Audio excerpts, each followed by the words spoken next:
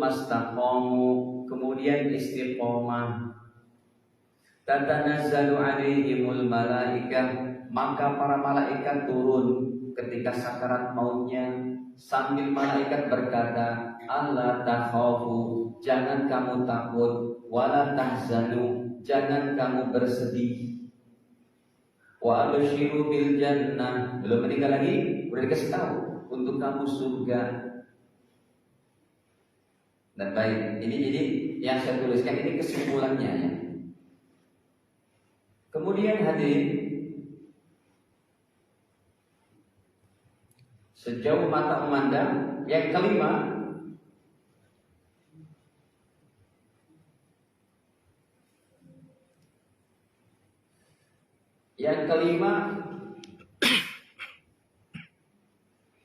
para malaikat sambil berkata, jangan takut, jangan bersedih. Yang keenam, para malaikat membawa kain kafan surga untuk prosesi di alam malaikatnya. Ya. Malaikat bawa kain kafan surga karena nyawanya mau dicabut ini orang istiqomah ini. Yang ketujuh, mereka membawa juga minyak wangi surga.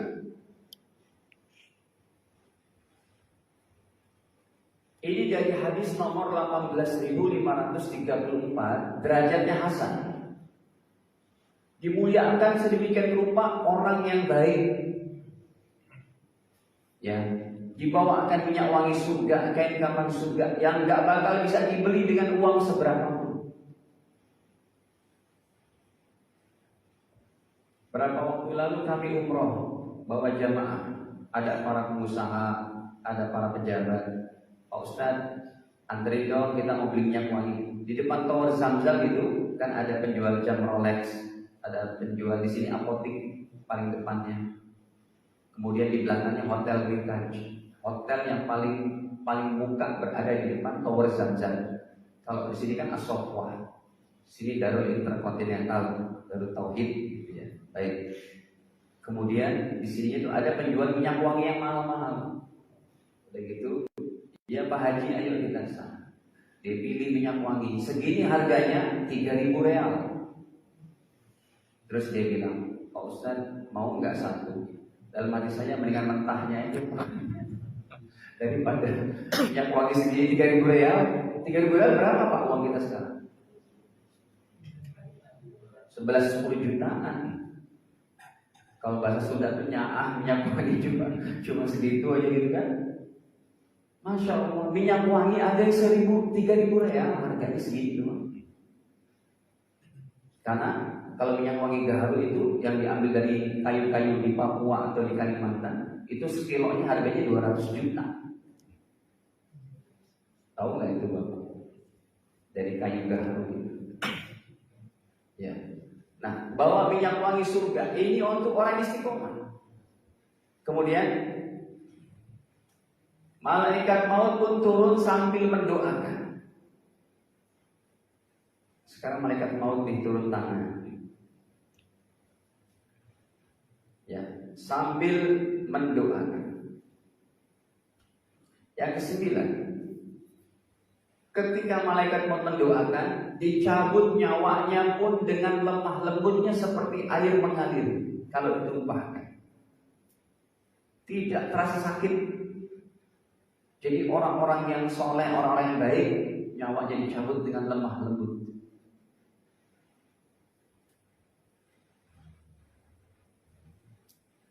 Ya. Kemudian yang ke-10, nyawanya dalam prosesi alam malaikat diletakkan di kain kafan surga dan dibaluri minyak wangi surga. Dikafankan dengan kafan surga dan minyak wangi tadi. Yang ke-11, nyawanya kemudian dibanggakan dibawa ke langit pertama sampai langit ke-7. Bayangin hadirin. Ya. Langit ke-1 sampai ke-7 dibanggakan. Ke-12, seluruh penduduk di langit pertama sampai ke-7 berkata, ini nyawa siapa wahai malaikat maut? Malaikat maut menjawab, ini nyawa orang soleh, orang baik, orang istiqomah. Ke-13, sampai di langit ke-7 Allah Ta'ala berfirman, wahai malaikatku, letakkan nyawanya di tempat penyimpanan nyawa orang-orang soleh, orang-orang baik, orang-orang istiqomah di Iliyin.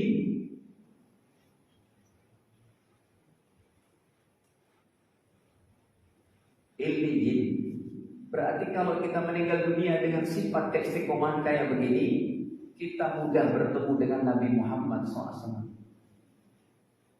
Tidak bertemu dengan nyawa orang-orang jahat, Pak. Beda tempatnya itu.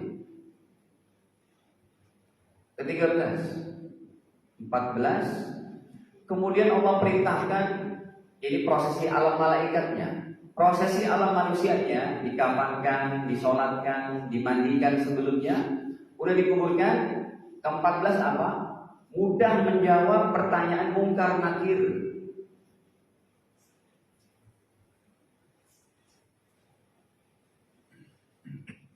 Man rabbuk, wa man nabiyyuk, wa ma dinuk, wa ma kitabuk, wa man ikhwanuk, wa ma ilmuk. Jawabnya mudah ya. Allah, Rasulullah, Al-Quran, orang Islam. Lancar. Yang ke-15, setelah mendapat pertanyaan dan menjawab dengan lancar, Allah katakan, ganti kain kafannya dengan baju dari surga. Kafan yang dibeli di pasar, apa tuh? Pasar sini. Kata Allah, ganti dengan kain kafan. Ini semua berdasarkan hadis Hasan, Pak. Ganti kain kafan dengan baju surga. Masih di kuburnya.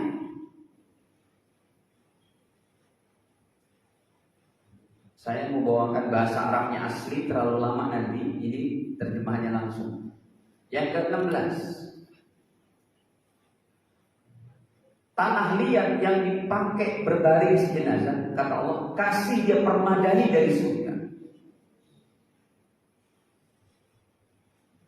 Nanti Bapak Ibu kalau udah ngalamin ini tolong bilang sama saya ya Bapak.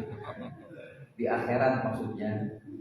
Ustaz, betul Ustaz yang kita ngaji tanggal sekian bulan Syawal akhir itu. Ternyata betul Ustaz saya mendapatkan ini. Ya Bapak Ibu bilang-bilang. Permadani dari surga. Yang ke-17, dibukakan satu saluran pipa dari surga menuju kuburan orang baik ini. Jadi di dalam kuburannya itu begitu harum semerbak dan penuh dengan air condition surga.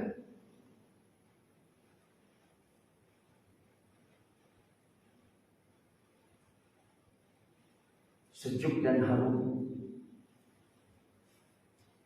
Yang ke-18,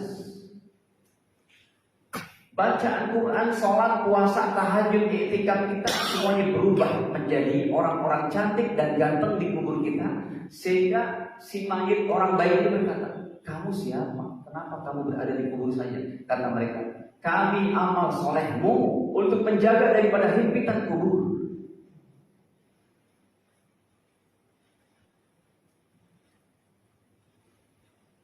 Kalau si mayitnya orang baiknya perempuan, yang menemani adalah sholat puasanya menjadi wanita-wanita cantik, berpakaian cantik, bagus dan harum. Kalau orang solehnya laki-laki, yang jadi temannya adalah amal solehnya tadi, sholat, puasa dan zakatnya, semua jadi apa? Jadi orang-orang ganteng.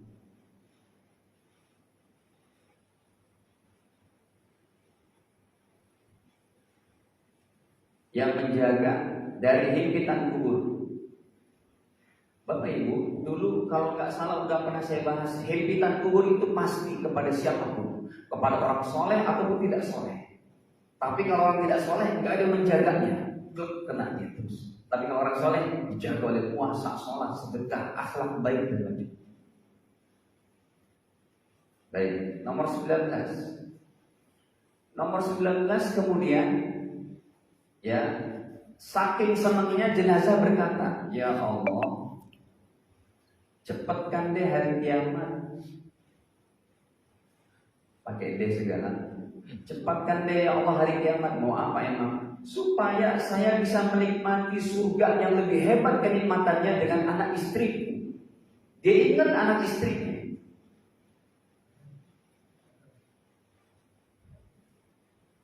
Bisa menikmati surga bersama anak istri. Dalam hadis begitu, ya, anak istri. Yang ke-20 terakhir nih Bapak Ibu, kebanyakan ya.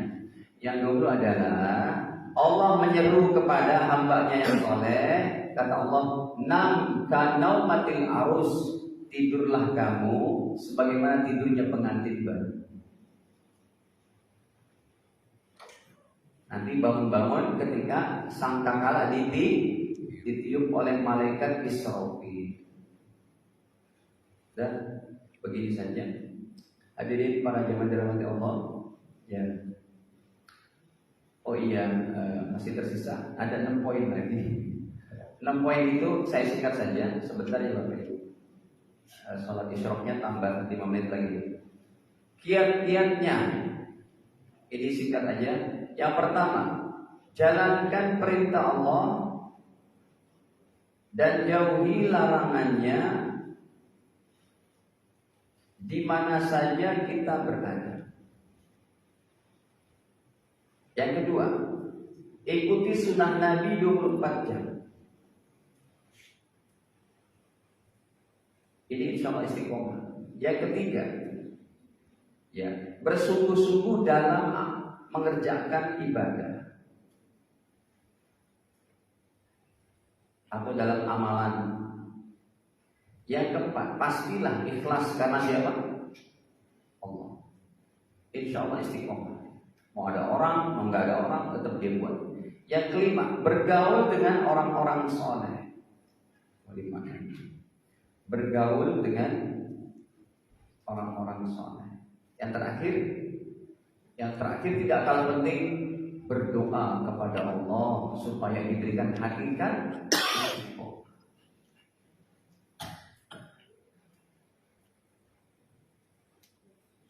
Kan kita semuanya mau hakikat, Pak. Orang kalau udah punya hakikat istiqomah, tidak bergeming halangan apapun, hujan apa, tetap dia beramal. Demikian, semoga Allah mudahkan kita untuk mengamalkan sebagai pembukaan dari kajian setelah Ramadan. Ada yang mau ditanyakan? Masih ada berapa menit? Ustaz, istiqomah berat, memang berat, tapi kita harus berusaha. Sudah, kalau tidak ada, kita cukupkan saja. Ini saja. Ada? Cukup, kita tutup dengan kafaratul majelis. Subhanallah wa bihamdika, asyhadu an la ilaha illa anta, astaghfiruka wa atubu ilaik. Wassalamualaikum warahmatullahi wabarakatuh.